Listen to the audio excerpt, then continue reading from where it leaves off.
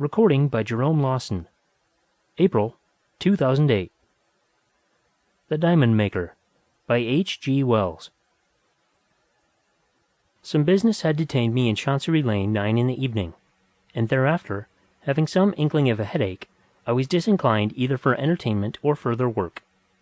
So much of the sky as the high cliffs of that narrow canon of traffic left visible spoke of a serene night, and I determined to make my way down to the embankment, and rest my eyes and cool my head by watching the variegated lights upon the river.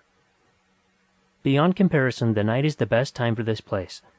A merciful darkness hides the dirt of the waters, and the lights of this transitional age, red glaring orange, gas yellow, and electric white, are set in shadowy outlines of every possible shade between grey and deep purple. Through the arches of Waterloo Bridge 100 points of light mark the sweep of the embankment, and above its parapets rise the towers of Westminster, warm grey against the starlight. The black river goes by with only a rare ripple breaking its silence, and disturbing the reflections of the lights that swim upon its surface. "A warm night," said a voice at my side. I turned my head, and saw the profile of a man who was leaning over the parapet beside me. It was a refined face, not unhandsome, though pinched and pale enough, and the coat collar turned up and pinned round the throat marked his status in life as sharply as a uniform. I felt I was committed to the price of a bed and breakfast if I answered him. I looked at him curiously. Would he have anything to tell me worth the money, or was he the common incapable even of telling his own story? There was a quality of intelligence in his forehead and eyes, and a certain tremulousness in his nether lip that decided me. "Very warm," said I, "but not too warm for us here." "No," he said, still looking across the water. "It is pleasant enough here, just now." "It is good," he continued after a pause, "to find anything so restful as this in London, after one has been fretting about business all day, about getting on, meeting obligations and parrying dangers. I do not know what one would do if it were not for such pacific corners." He spoke with long pauses between the sentences. "You must know a little of the irksome labour of the world, or you would not be here. But I doubt if you can be so brain-weary and footsore as I am. Bah! Sometimes I doubt if the game is worth the candle. I feel inclined to throw the whole thing over, name, wealth, and position, and take to some more modest trade.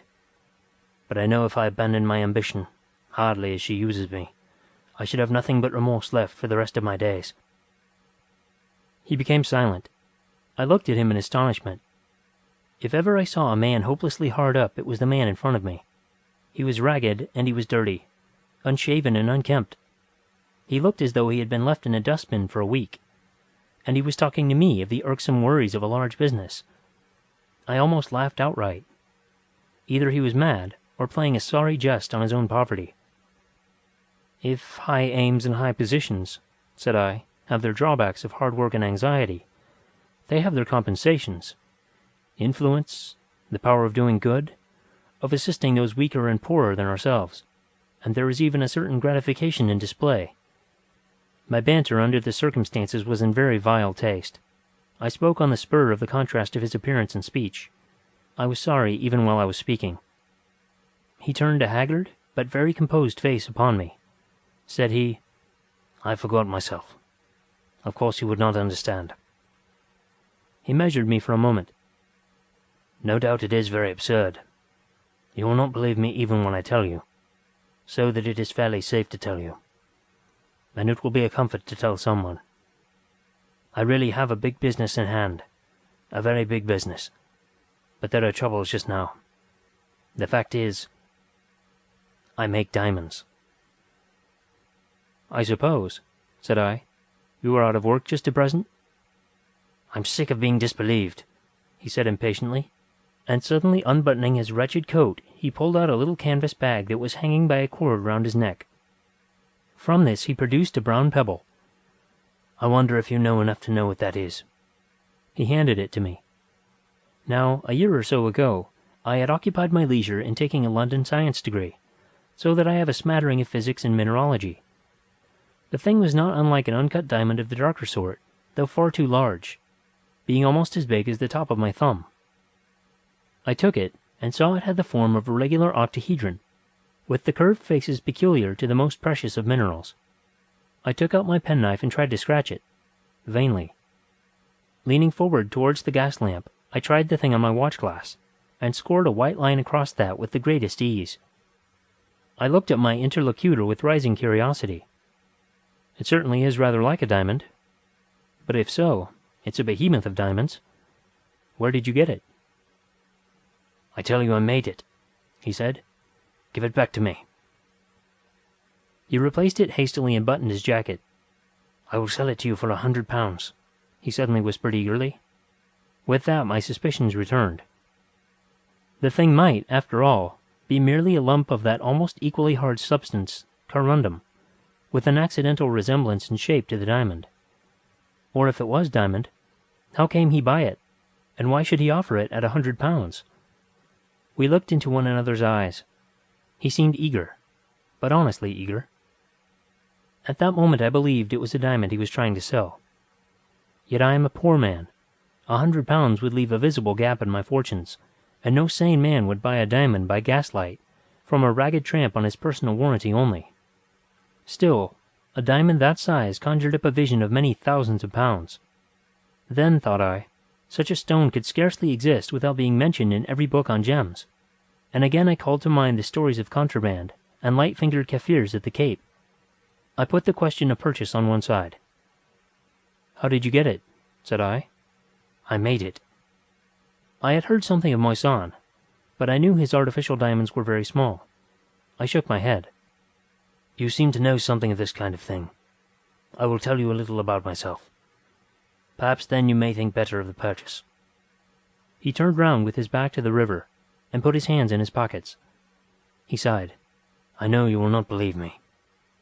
Diamonds, he began, and as he spoke his voice lost its faint flavour of the tramp and assumed something of the easy tone of an educated man, are to be made by throwing carbon out of combination in a suitable flux and under a suitable pressure. The carbon crystallizes out, not as black lead or charcoal powder, but as small diamonds. So much has been known to chemists for years, but no one yet had hit upon exactly the right flux in which to melt up the carbon, or exactly the right pressure for the best results. Consequently, the diamonds made by chemists are small and dark, and worthless as jewels. Now I, you know, have given up my life to this problem. Given my life to it. I began to work on the conditions of diamond making when I was 17, and now I am 32.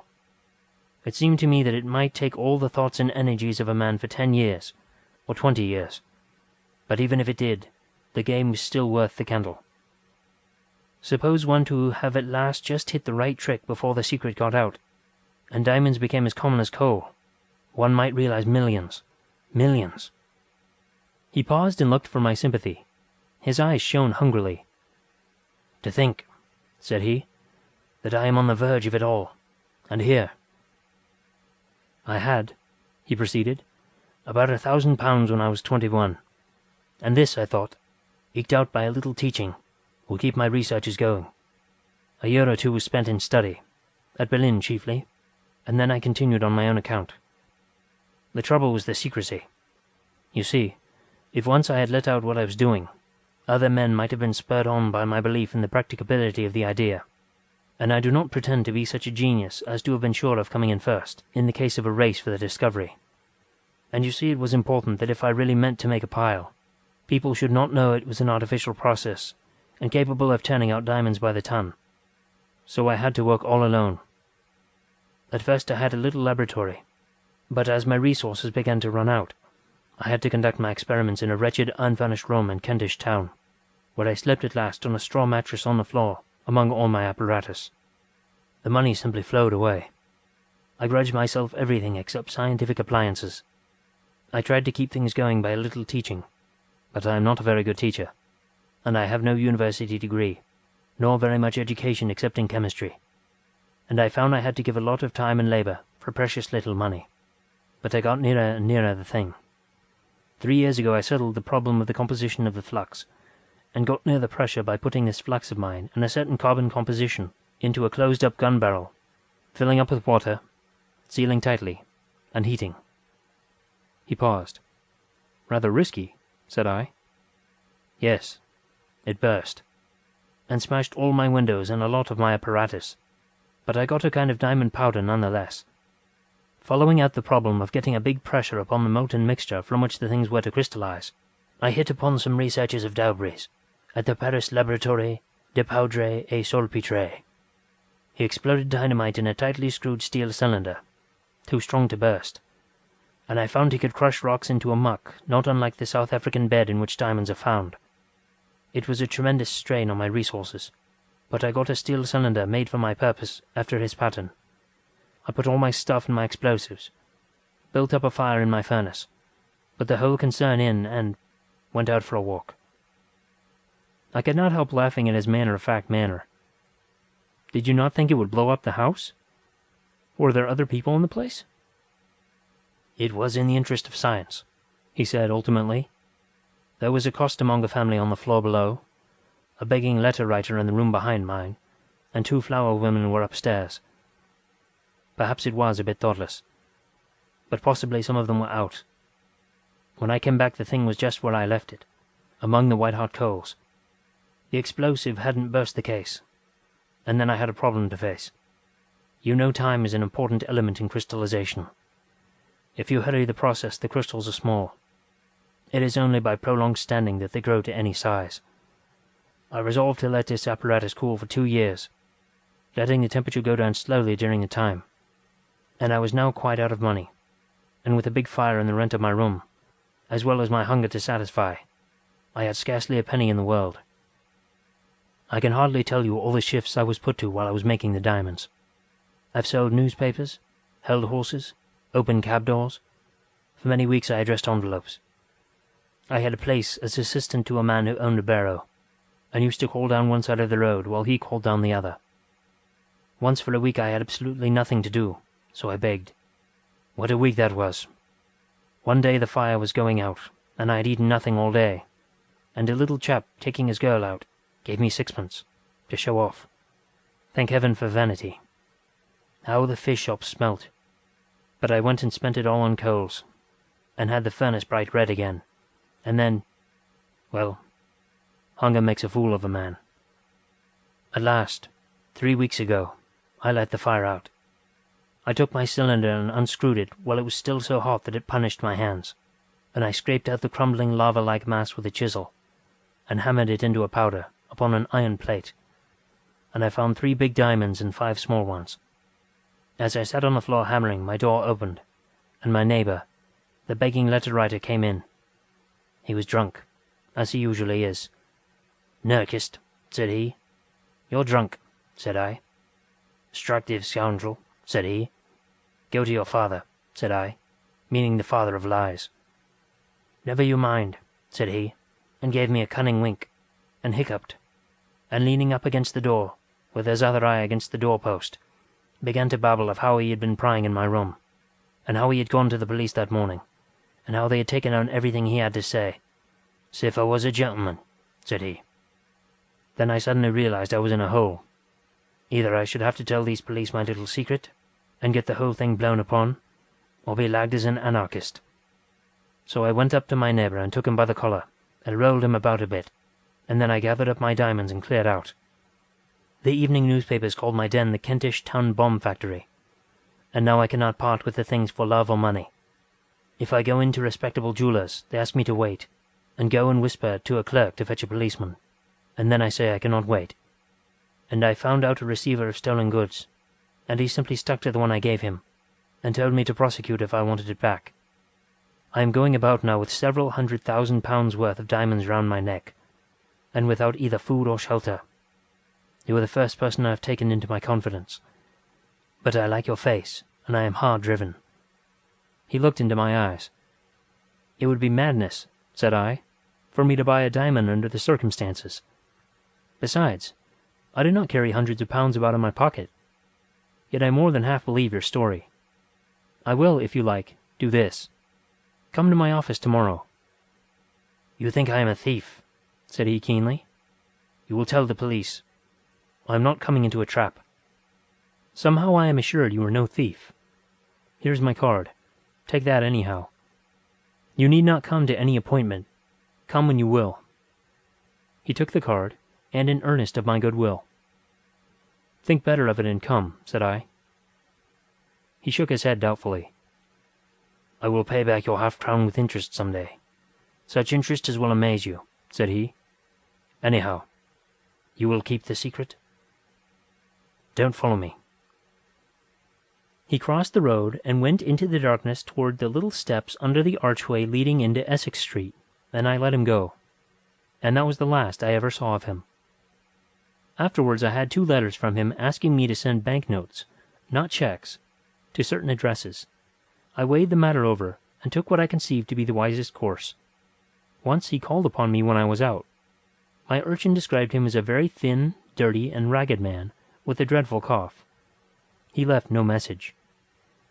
That was the finish of him so far as my story goes. I wonder sometimes what has become of him. Was he an ingenious monomaniac, or a fraudulent dealer in pebbles, or has he really made diamonds as he asserted? The latter is just sufficiently credible to make me think at times that I have missed the most brilliant opportunity of my life. He may of course be dead, and his diamonds carelessly thrown aside. One, I repeat, was almost as big as my thumb. Or he may be still wandering about trying to sell the things. It is just possible he may yet emerge upon society, and, passing athwart my heavens, in the serene altitude sacred to the wealthy and the well-advertised, reproach me silently for my want of enterprise. I sometimes think I might have at least risked £5. End of The Diamond Maker by H. G. Wells. Recording by Jerome Lawson. April 2008.